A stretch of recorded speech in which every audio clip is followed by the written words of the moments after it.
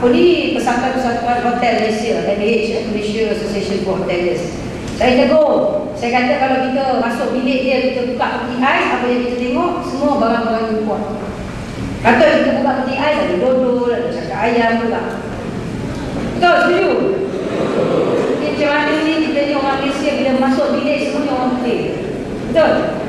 Kadang-kadang ada letak benda yang kita pun tak boleh sebut. Dan saya melihat kita perlu mempromosikan bukan saja negara kita tetapi produk kita. Itu sebabnya tuan-tuan dan puan-puan sekalian, saya berharap dari Tourism Malaysia, saya telah mengharapkan Datuk Besar, sahabat-sahabat kita yang ada di luar negara, yang bertanggungjawab kepada jabat-jabat kita di luar negara, mempromosikan bukan saja supaya orang datang kepada Malaysia, tetapi membentuk dan mempromosikan pejabat mereka, pendekatan mereka bukan saja kepada Malaysia demi Asia, tetapi juga kepada produk tempatan, dan juga dapat menggerakkan kebanggaan. Jadi must be proud of what we have.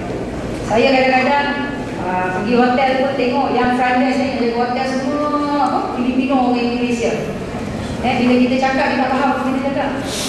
Sebenarnya kadang-kadang isu yang very complicated kerana masalah majikan. Pelajar-pelajar kita yang hebat-hebat rata banyak juga berhijrah ke luar negara. Kita masalah kita banyak dalam segi pendekatan pelajaran. Destinasi pelancongan kita juga kadang-kadang kita terlampau seronok nak menjual Malaysia, kita lupa jual destinasi. Ada sebab ni saya telah mengarahkan tahun ini kita ubah pendekatan kita, kita ubah kepada destinasi kita. Tapi mungkin tuan-tuan dan puan-puan beruntung kerana Yang Amat Berhormat Perdana Menteri Datuk Seri Abdullah Haji Ahmad Badawi telah memperkenalkan Sabtu Ahad kita cuti. Jadi Sabtu Ahad kita cuti, banyaklah orang pergi bercuti, menyebabkan tempat-tempat perkhidmatan kita memang penuh dengan masyarakat tempatan. Itu sebabnya program kita yang dipanggil Cuti-Cuti Malaysia, promosi domestic tourism yang kita nak ubah kepada pendekatan baru, itu kita lihat memang telah berjaya. Saya boleh berkata daripada pengalaman pribadi, domestic tourism dalam negara kita memang cukup berjaya. We have succeeded pasal kita pun sibuk bercuti. Itu sebabnya target-target sektor pelancongan kita, selain daripada kita buat dalam program irigasi yang kita berjaya, kita harus lihat pada aspek ecotourism, medical tourism, aspek education tourism. Aspek-aspek ini perlu kita mempertingkatkan pendekatan promosi. Saya dari tahun Tourism Malaysia yang berbahagia Datuk Pengarah, saya kata kita kena mengeluarkan pendekatan-pendekatan kreatif apabila kita lihat kepada target-target tertentu. Itu sebabnya tuan-tuan dan puan, saya kadang-kadang tahu contohnya medical tourism, doktor-doktor kita memang hebat, terkenal seluruh dunia, tapi orang tak datang ke negara kita untuk mendapat perubatan.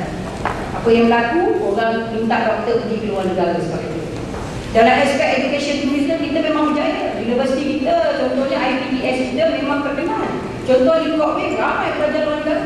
Saya dimaklumkan, malam ada orang beritahu saya, kata jumlah pelajar luar negara dalam negara kita lebih kurang 40,000 orang. Kita mempunyai jumlah yang cukup besar.